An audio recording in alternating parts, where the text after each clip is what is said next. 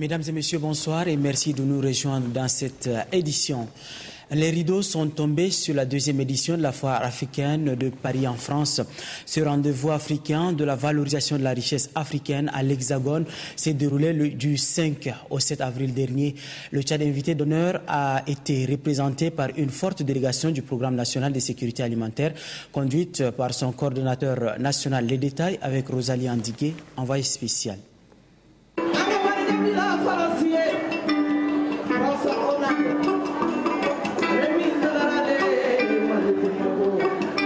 Dans une ambiance conviviale et chaleureuse qu'a lieu le lancement officiel de la deuxième édition de la foire africaine au Palais des Congrès de Montreuil à Paris. Cette foire, qui se veut une plateforme d'échange culturel et économique, est initiée en 2011 par Marc Yaou de nationalité ivoirienne. C'est en ce moment de découverte, de retrouvailles et de communion entre les participants venus d'Afrique et d'Europe. L'initiateur revient ici sur les motivations de la création de cet événement, du donner et du recevoir. Nous avons voulu créer ce salon pour permettre aux pays africains de pouvoir montrer leurs richesses. Invité d'honneur de cette deuxième édition, le Tchad est représenté à cette foire par une très forte délégation composée des représentants du Programme national de sécurité alimentaire, de la Chambre du commerce et d'industrie et d'artisanat, de l'Agence nationale des investissements et des exportations, du ministère du tourisme, de l'Institut tchadien de recherche agronomique pour le développement, de l'Office national de développement rural, des députés ou encore de l'Association tchadienne des opérateurs du secteur agroalimentaire. La délégation conduite par le coordinateur du PNSA Issaka Abderrahmane Agar a le plus grand stand divisé en espaces agroalimentaires, cosmétiques, tourisme, artisanat et institutionnel. Tout le monde est intéressé par le stand tchadien. Ils sont très surpris de découvrir qu'on a pas mal de produits qu'ils ne connaissent pas. Et comme ils le disent, le naturel revient à la mode.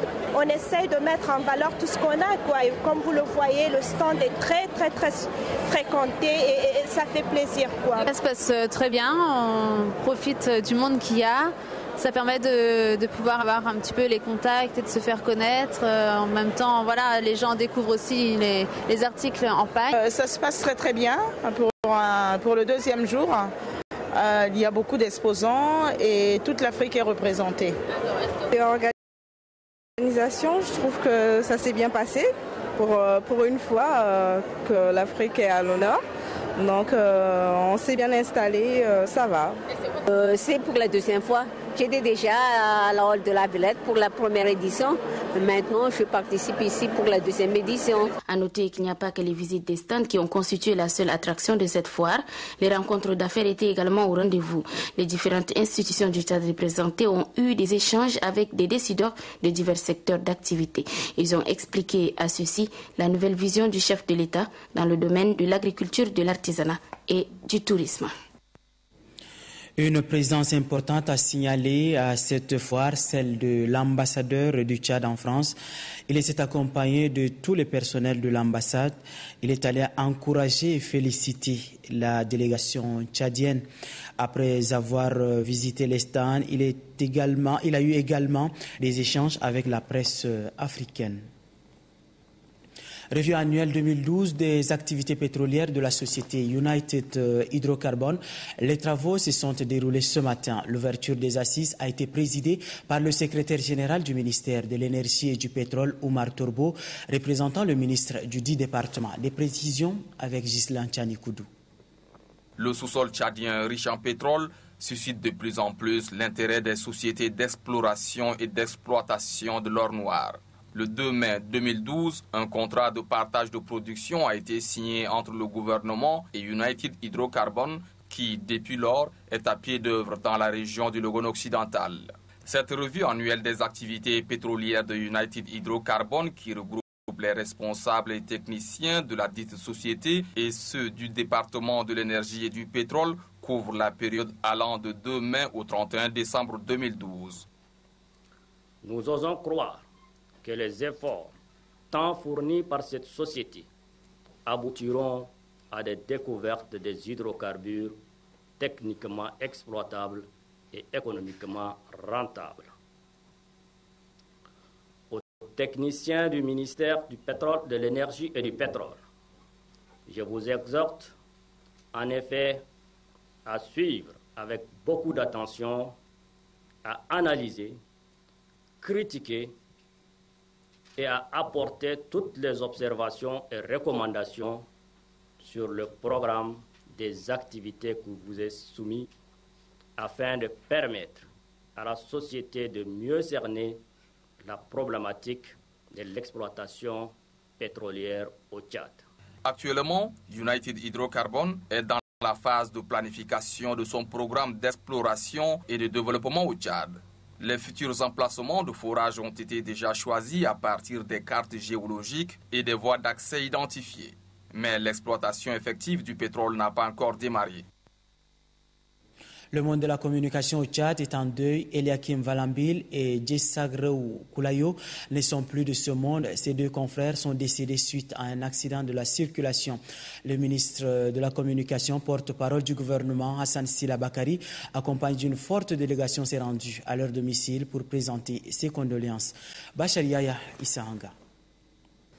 Naître, vivre et mourir, c'est la fatalité de l'existence. Car la mort ne peut pas ne pas arriver quand la vie est déjà donnée. Ainsi, deux de nos confrères ont perdu leur vie suite à un accident de la circulation.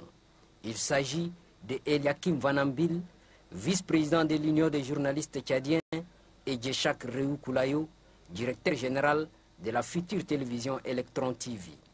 Ayant appris avec tristesse cette mauvaise nouvelle, le ministre de la Communication, porte-parole du gouvernement, Hassan Sila Bakari, accompagné d'une forte délégation, s'est rendu au domicile de disparus. La présence du ministre de la Communication, porte-parole du gouvernement Hassan Sila Bakari, est réconfortante car elle prouve le soutien du gouvernement aux hommes des médias. Dans le même sillage, Hassan Sila Bakari a présenté les condoléances du gouvernement aux familles des illustres disparus. Le ministre de la Communication a, au nom du gouvernement, fait un geste significatif aux parents des disparus. Très réconforté, l'oncle paternel d'Eliakim Vanambil a remercié le gouvernement et tous les communicateurs. Le secrétaire général du comité de gestion de la maison des médias, Brice Wahi, a indiqué que le défunt Eliakim a beaucoup contribué pour la bonne marche de l'institution. Le président de l'Union des journalistes tchadiens témoigne. Vanambil, j'ai l'habitude de l'appeler toujours Laokoura, parce que c'est un gros travailleur. Et nous souhaitons que la famille et les parents puissent donc s'armer de patience. Et je vous dis beaucoup de courage. Je vous demande, M. Armand et toute la famille, de s'armer de patience, comme j'ai l'habitude de le dire toujours. Il faut être patient parce que la mort est inévitable. N'importe qui meurt, nous allons mourir certainement. Et ça, c'est un coup dur pour nous tous. Que Dieu console donc le cœur des parents de côté. Le chef du département de la communication ne peut pas rester indifférent. Le malheur qui est survenu dans la famille, en nos deux frères. Nous savons tous que c'est Dieu qui donne et c'est Dieu qui reprend. Et nous avons tenu au nom de la République du Tchad, au nom du gouvernement et à nos ministères de l'Information et de la Communication, à vous présenter nos condoléances, à vous dire que nous sommes avec vous dans cette épreuve qui est très difficile. En fait, aujourd'hui, ce n'est plus nos enfants, c'est les enfants de la République qui sont partis et que nous devons tous compatir et nous consoler ensemble.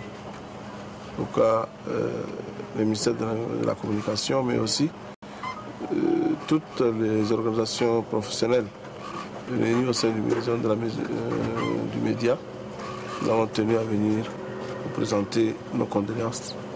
Juste après, le ministre de la Communication s'est rendu au domicile de Djeshak Réou Koulayo. Ici, le ministre a posé le même geste aux parents du regretté. Un geste qui va droit au cœur, selon les parents du défunt Djeshak Réou Koulayo. A-t-on coutume de dire qu'on est né poussière, on repartira poussière. Ainsi, Vanambil et Djeshak nous ont quittés. Paix à leur âme. Et puis cette information, Haroun Mohamed Hassan, à peine âgé de 4 mois, souffre d'une cardiopathie congénitale. Pour sauver la vie du petit Haroun, une évacuation sanitaire s'impose. Le coût, 37 millions de francs CFA. Les parents du petit n'étant pas à mesure de réunir une telle somme, demandent aux autorités compétentes et les personnes de bonne volonté de leur venir en aide. L'actualité ce soir, c'est aussi la passation du service au gouvernorat du Mayo-Kébi-Est. Abdoulaye Afadine remplace officiellement au poste du gouverneur Jules Mbaye-Goto. C'est l'inspecteur général du ministère de l'Intérieur et de la Sécurité publique, Ngrabe Ndo, qui a présidé la cérémonie de passation de service. Innocent Kilayou. Avant de céder son fauteuil, Jules Mbaye-Goto, le gouverneur sortant, a présenté brièvement le bilan de sa gestion. La sécurité des biens et des personnes, la lutte contre les braconniers d'éléphants sont entre autres les grands défis qui figurent dans la liste des objectifs réalisés par le gouverneur sortant. Pour l'inspecteur général du ministère de l'Intérieur et de la Sécurité publique, Ngrambendo, qui a fait le déplacement de Bangor, c'est dans le souci de la continuité qu'il investit le nouveau gouverneur Abdoulaye Afadine dans ses nouvelles fonctions. M. Abdoulaye Afadine est un grand commissaire d'État. Il a occupé plusieurs responsabilités dans notre pays. A commencé par être sous-préfet à Adré. Il a terminé par être député à l'Assemblée nationale.